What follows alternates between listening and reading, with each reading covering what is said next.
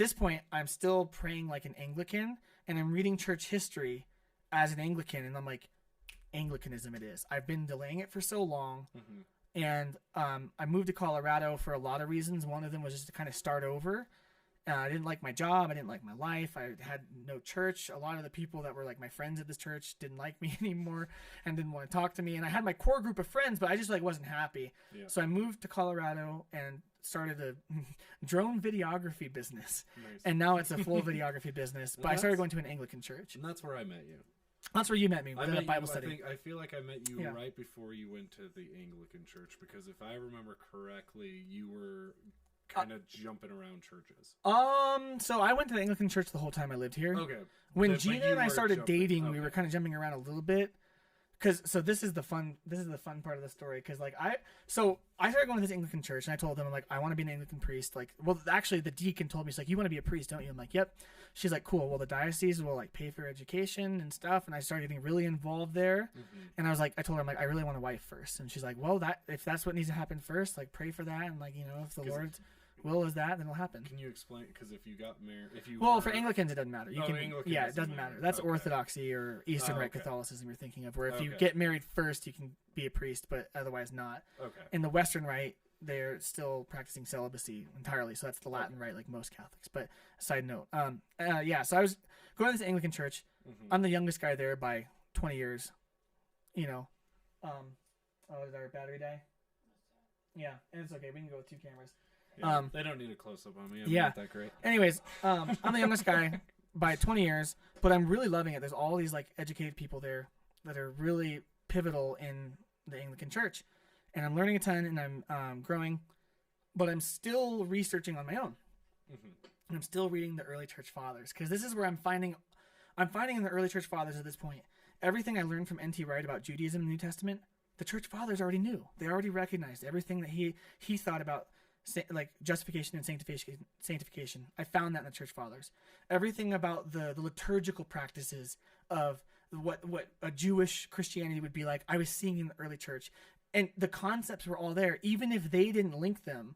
They weren't ever saying like, we do this because it's a Jewish root thing. They were like, this is what the apostles taught us, so we did it. I'm like, well, they were Jewish, so of course. Yeah, they didn't have to be like, why? Right. They already knew why they were doing it. Right. And even if they didn't know why, they knew the apostles taught it, so we should do it. And so I'm reading that stuff, and then I'm starting to go, ooh, Anglicanism really isn't enough. And Anglicanism had a ton of issues, still has a ton of issues in terms of inter-ecclesial stuff. Like there's Anglican churches that are ordaining women, there's Anglican churches that are allowing homosexual marriage, and then there's Anglican churches that are allowing none of that. They're all split, but they're all Anglican and trying to reunify, and it's a mess, right? And not to say that Catholics are perfect, there's a ton of stuff there too, right? But at least the doctrinal stuff is the same. So then I'm starting to like really eyeball Eastern Orthodoxy and Catholicism. To be blatantly honest, I was like, Orthodoxy is dope. You get a beard. I could get married, still be a priest. I love Eastern theology. I still do to this day. Like we have Eastern icons up in our bedroom that we pray with. And I had read on Orthodoxy before I moved and had like been researching it, but now I'm like, I think I want to be Orthodox, because I don't think the Pope is the thing. I think the Pope, that sounds crazy. Is the Pope. It's always the Pope. The Pope's the last thing to. Yeah, the Pope is the last. Because if you're convinced of the Pope, everything else follows. So, but I was at this Anglican church, and I'm like, huh. But then I started reading about the papacy and the early church and all this stuff, and then I was like, oh gosh, I think I have to become Catholic. And what's kind of, just to interject a little bit on your story, is all of this is happening during COVID. No, this was all before. No, sorry, I'm interjecting my story. Yeah. You move back, and all of a sudden, like, we're all hanging out, and then all of a sudden COVID hits, and then you guys get married in COVID. Right. And you're going to this church, but you can't even go to that church right now because COVID. Right. And then all of a sudden, just for my story of this, is like all of a sudden it's like, well, guys, I'm Catholic. Yep. It's like, what? Yeah. Well, and so I think before I even met Gina, I was pretty much ready to become Catholic. Yeah. But you wanted that thing that lingered was, I want to be married. And the papacy. Yeah. You wanted to teach. Yeah. That's true. You wanted to be That's true. what is it? So an Anglican, is it a priest? Is a priest. Okay, so so like that slight thing, I feel like kind of just from knowing you, that was one of the things that kept you definitely on that path. Well, and there was a lot of stuff like there were, and like the thing about converting is it goes back and forth. There were days like I'm Catholic, we're doing it, baby, and then there were days I'm like, oh, the Pope is a heretic and they worship Mary. I didn't not that extreme, but like I legitimately was like there are days where I was like super for it, super against it. Pretty much right before I met Gina, I was like ready to be Catholic. Okay. But still had questions. So still wanted to be married. Okay, so you wanted to be married. And I was ready to give up being a pastor or priest. Okay. Yeah. But then, so at this time, like a big part of my college story is I really struggled with being single all through college. I was single all through college. I didn't really date. Dated a little bit after college, very unsuccessfly. Would not recommend. Super bad time both times that I dated someone after college. Yeah, I don't want to date the people you dated. Yeah.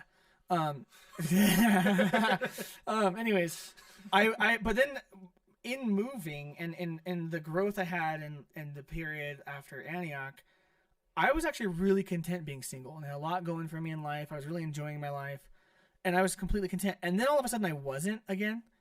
And then, this was like, I'm like basically ready to be Catholic and I wasn't content in my singleness. And so then I went on this prayer walk one night and I remember I was still really afraid of praying the rosary and praying to Mary. I was like kind of afraid of that, but I had prayed like a chaplet of divine mercy and I was okay with the idea of praying to saints, but I hadn't like done it yet. So I'm like struggling with my singleness and I go on this walk and I'm like really angry. I'm like, gosh, I just really want a wife. Like, God, why won't you, if this is from you, like what the heck, you know, like, and it's not, and like, I haven't even dated many people and like the dating I've done, I don't even know if you could call it dating. It was so lame. And so I was really mad and really hurt and really angry and upset about all this. And I was going on a prayer walk and I said, okay, God, you need to either tell me that you want me to be married and give me a wife, or you need to tell me that I need to be single for the rest of my life. And you need I can't bear it. You need to have mercy on me. You're a God of mercy. Have mercy on me. You either need to give me my wife or tell me I'm going to be single. Maybe even make me a Catholic priest. Just give me one of the two. I don't care what it is. And then I prayed. I remember distinctly praying for the intercession of Mary, of St. Joseph, and of St. Augustine. Because St. Augustine struggled with like lust and the things of the flesh and all of that.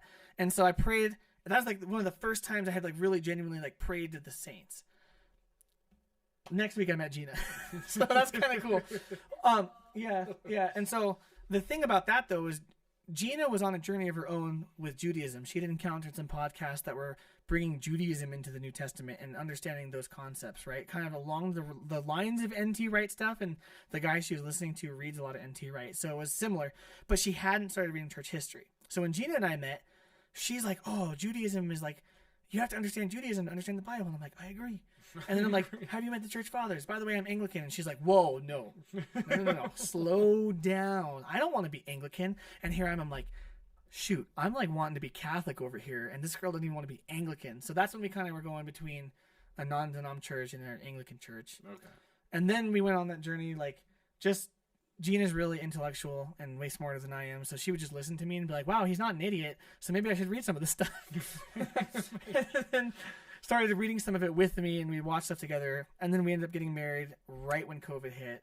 And that was like our deep research period where we're like, okay, we're gonna figure this out. And really I was like watching videos all day, researching stuff all day, like finding books online that were like hard to find, to like read really obscure points about Roman culture to understand the view of authority in that culture, to make a determination on what they might have thought about the Pope, you know, like stuff like that. Really deep research. And then I think at the end of that, we were like, I think we got to become Catholic.